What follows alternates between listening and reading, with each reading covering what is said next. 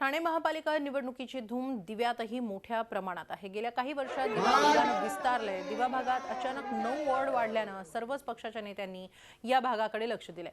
दिव्यातल्या प्रभाग क्रमांक 27 ब मध्येही महिला उमेदवारांमध्ये काटेकी टक्कर आहे। भाजपमधून अर्चना पाटील तर शिवसेनेकडून अंकिता पाटील यांच्यात जोरदार लढत आहे।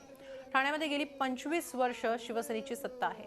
प्रभागात आमदार खासदार शिवसेनेचे आहेत, तरीही दिव्याला महापालिकेकडून सापत्न वागणूक मिळते असा आरोप केला जातोय। पाणी, वीज, डम्पिंग ग्राउंड सारखे इथले प्रश्न गंभीर झालेत, त्यामुळे इथल्या प्रभागांनाही मोठं महत्त्व निर्माण झालंय।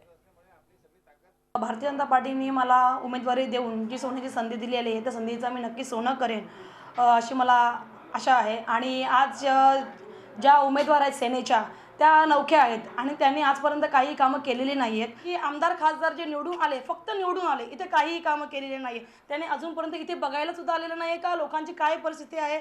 फक्त निवडून आले, लोकांपर्यंत मतं मागितली आणि याच्यापुढे ते कधीही आलेले नाही आहेत। आजपर्यंत दिव्यामध्ये जर तुम्ही बघितलं तर आमदार खासदाराचा चेहरा कोणीही बघितलेला नाही।